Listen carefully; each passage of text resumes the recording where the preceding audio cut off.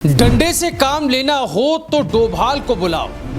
जी हाँ, ये लाइन कोई जुमला नहीं है दोस्तों, बल्कि हिंदुस्तान की राष्ट्र सुरक्षा नीति का वो सच है जिसे दुश्मन देश अब अपने जले हुए एयर डिफेंस सिस्टम में तलाश रहा है। हाँ, हम बात कर रहे हैं उस इंडियन जेम्स बॉन्ड की जिसे आप पहाड़ी शेर कहिए या प्रधानमंत्री नरेंद्र मोदी का राइट हैंड।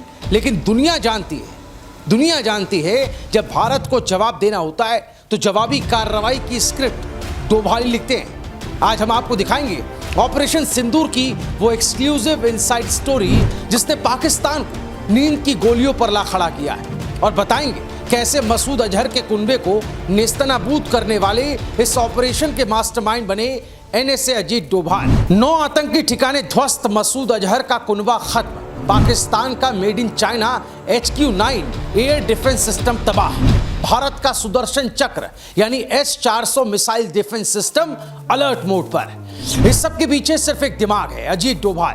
पहलगाम हमले के बाद जब भारत सख्त कदम की ओर बढ़ा तब प्रधानमंत्री नरेंद्र मोदी और एनएसए डोभाल के बीच कई सीक्रेट मीटिंग्स हुई। ऑपरेशन से पहले और बाद तक लगातार ये संपर्क में रहे, साफ कह रहे थे अब की बार सिर्फ चेतावनी नहीं, कार्रवाई होगी। सोचिए, एक भारतीय जासूस पाकिस्तान के परमाणु संयंत्र कहूटा के पास नाई बनकर बैठा है और वहां के वैज्ञानिकों के बाल काटकर भारत को जानकारी दे रहा है कि पाकिस्तान किस ग्रेड के यूरेनियम पर काम कर रहा है। ये कोई फिल्म नहीं है, ये डोभाल साहब का अतीत है। 7 साल तक पाकिस्तान में रहकर आतंकवादियों की नस नस पहचानने वाला ये जासूस जब भारत लौटा तो दुश्मन देश के हर कोने की नब्ज उसकी जेब में थी।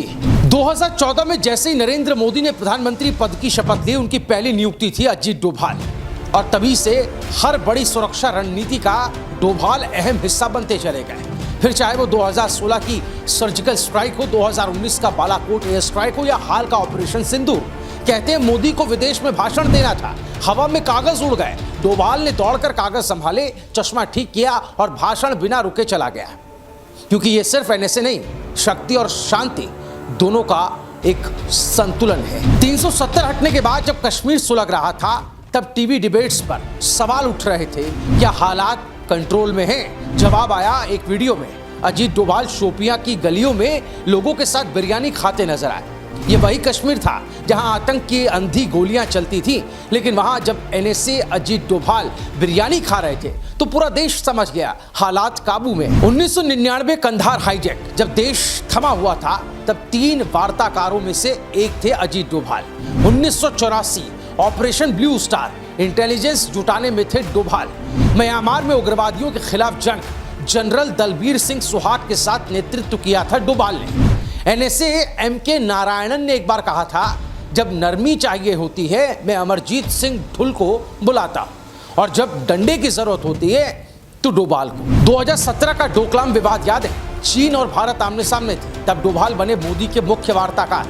आज जब पाकिस्तान के ड्रोन आसमान से गिराए जा रहे हैं, आतंकियों के अड्डे जलाए जा रहे हैं, हर जगह एक ही नाम, डोभाल। अजीत डोभाल कोई आम नौकरशाह नहीं, वो सिस्टम के अंदर की वो ताकत है जो दुश्मन को उसके घर में घुसकर मारते हैं। जेम्स बॉन्ड का अगर कोई देसी संस्करण है तो वो पहाड़ों से आया ये शेर है, उत्तराखंड का बेटा जो पूरे भारत का प्रहरी है। जब भी देश पर संकट आता है हम कहते हैं सरकार क्या करेगी, अब जवाब साफ है, सरकार डोभाल को बुलाएगी और फिर डंडे से काम होगा। ये थे अजीत डोभाल, एक अफसर, एक स्ट्रेटेजी बनाने वाले, एक रणनीतिकार और भारत के सबसे खास ऑपरेशन मैन। अजीत डोभाल, आप इनको किस नजर से देखते हैं, ये आपके लिए क्या है? और अजीत डोभाल देश की सुरक्षा, मोदी सरकार के राइट हैंड के तौर पर जिस तरह से काम कर रहे हैं, उसको लेकर आप अपनी क्या राय रखना चाहते हैं, जरूर कमेंट कीजिए।